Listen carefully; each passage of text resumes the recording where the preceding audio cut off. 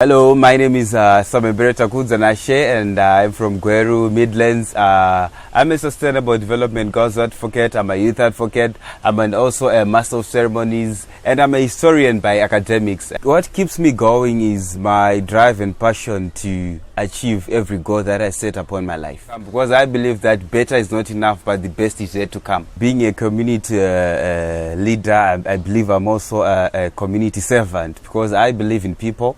And I believe so much in the development of other people to an extent that at times I can do everything in my capacity to make sure that people achieve their goals, their dreams, and their visions are exploited. What really motivated me was when my mother passed on in 2012, And from there on, I've started to believe in life. I believe in assertiveness, and I believe in doing the best for myself and the other people around me because I felt what it means to encounter a tragedy of losing a parent, So from there, I started to develop the itchiness of trying to do better for others. I remember when it started when I was in high school, growing up in Gweru. I grew up in Gweru. I attended Stanley Primary School in Gweru, and then I went on to proceed my A level. I did it at Gokwe North. So imagine the paradigm shift of having an urban background and then you are transformed again to a rural setup. But it was a nice school. I also give applause to that. But the lifestyle which was being faced in the rural setup gave me hope and courage that if children are coming from as far as 10 kilometers to attend school and they still have the passion and the drive to do what is better, it gave me the hope. The greatest way to participate is through participation. We started Inspire as the main reason, and the main thrust was for us to make sure that the students who are not getting school fees, at least they get something out of Inspire. We wanted to make sure that we motivate the people emotionally. When you are facing some difficult situations at an institution, the next thing that comes into your mind is that you are distressed and your mind is not at par, and at times your performance is academically is so low. So we decided as young people, with guys, let's make sure that we try our best to make sure that we create funding for the students who are not capable enough of paying their school fees. So over the past years, I think it's almost 2 years now, I started an initiative which is called My Talent, My Community. And My Talent, My Community is an initiative that I started so that I could realize the talent of young people in our communities. And trust me, through that initiative, My Talent, My Community, I managed to make sure that we nurture a lot of young dancers who are now well-known choreographers. I can mention about Manifest and this group. They are doing an amazing job as far as the choreography sector is concerned. I also managed to make sure that we lure young people who are into filming and drama. But all this was not being done on high budget. It was just me, myself, and my phone, and our laptop, just making sure that we capture the things which are being done by young people in my community. And it really inspired me as well during that moment, because seeing a lot of talent within our spaces, our communities, but at times it's not being realized. Around 6 years from now, I can talk about the Community Gardens Initiative, which is across Gweru, if I can say.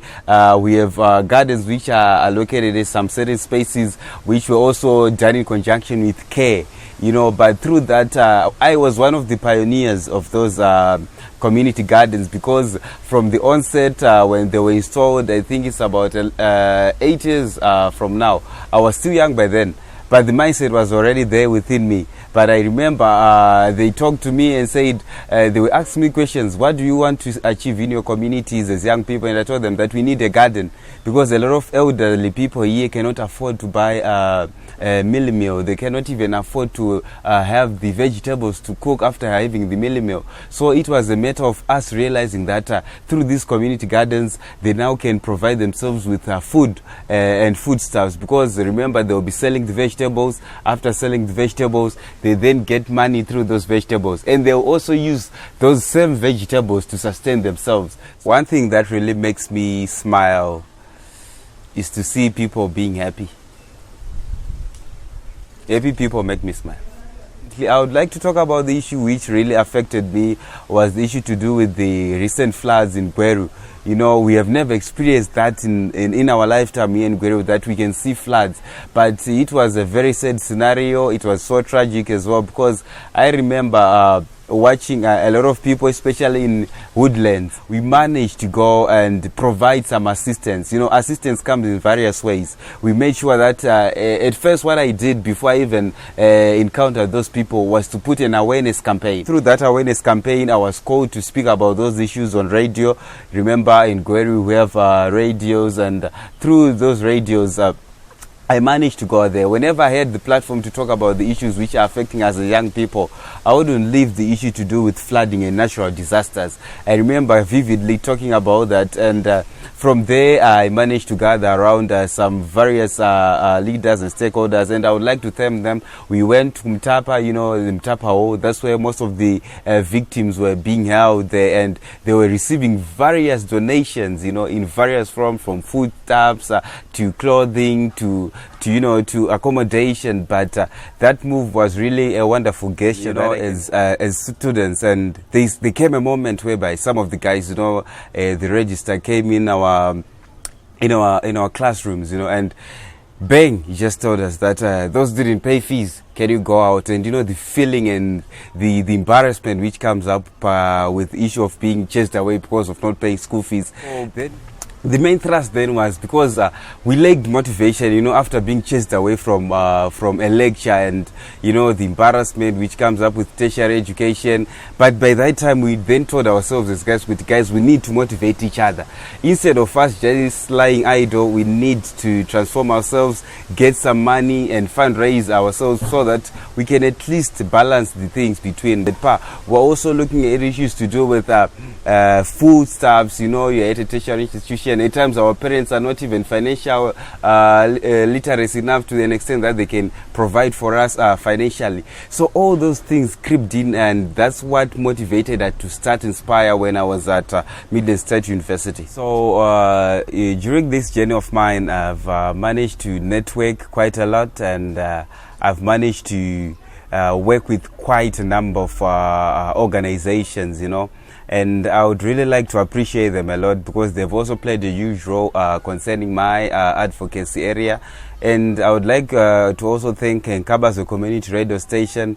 Nkabazo Community Radio Station has played a huge role in my career as well, because it is through Nkabazo Community Radio Station we managed to make sure that we spearhead advocacy from grassroots development, where people speak out their voices. And I would also like to thank Youth Empowerment and Transformation Trust, which is based in Harare. It has been quite an honor to work with them because of the expertise they have in as far as youth issues are concerned.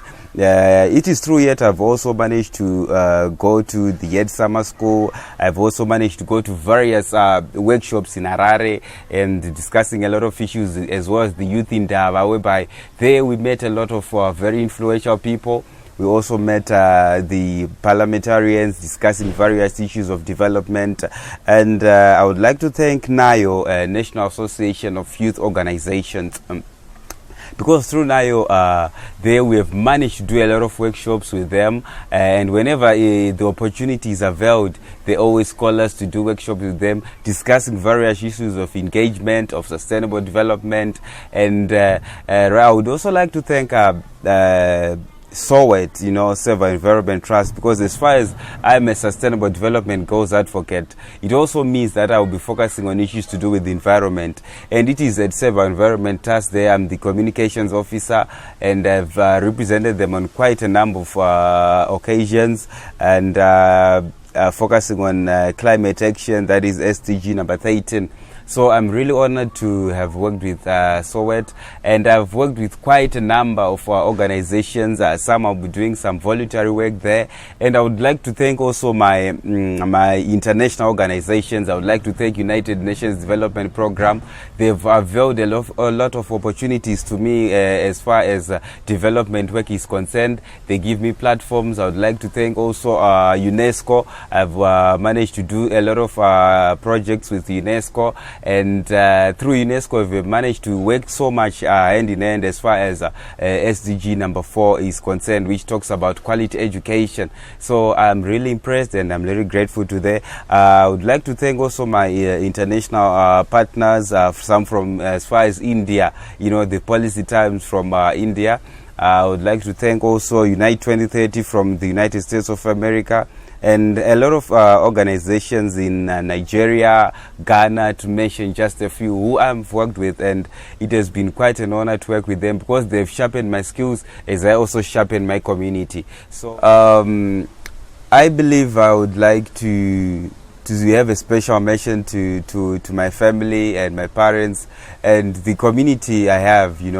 They have had so much support for me, and they have really managed to make me the person I am today, and that alone is a special moment for me in my life. And I believe if I'm able to get $1 million, the first thing that I will start to do is to empower the youth, because the youth play a huge role in the demographic dividend. Remember, they constitute almost 62% of the population. So I'll start by empowering the young people, and by empowering the young people, I'll make sure that we create safe spaces for them to participate, safe spaces for them to start projects which empower them and sustain them in the near future. I would also focus on the issue to do with the availability of water, because remember, as a Sustainable Development Goals Advocate, I also focus on SDG number 6, which talks of clean water and sanitation. So water is a huge problem as far as my community is concerned. So I make sure that there is availability of water. More boreholes will be put in different places. I would make sure that no one walks more than 500 meters to go and fetch water. So those are some of the projects I would like to fulfill. And I would also like to make sure that the community garden projects is put in place, and it becomes a huge scale whereby we are saying our community supplies itself, sustains itself through the project it has. And I would also like to focus on the issue to do with developing the issue of education. A lot of young people in my community are not going to school because they are not having the funding to go to school. So those are some of the major issues I would really like to focus on as far as having a huge sum of 1 million is concerned. I would like to urge a lot of young people out there, those who are abusing drugs. At times they will tell you that because of different situations they face in their lives, but I would like to tell them that there is more to life than just abusing drugs. They can use that money for drugs to sustain themselves. They build something, or they go into an entrepreneurship motivation so that they come up with something that can sustain their livelihoods, because drugs are not a scapegoat for alleviating the pain and the stress they are facing, but they increase it. Rather, they should focus more on development and do to work wonders for their lives. My favorite saying is that God of everything. My favorite food is sadza, sadza, nyama yakatiwa ne veg. I'm not on the market. I'm taken. I have a very, very beautiful girlfriend, and I'm in a stable relationship. Looking forward for the best with my girlfriend. Yeah, that's what I can say. I see myself in the future as a very, very influential person, locally, regionally, and globally.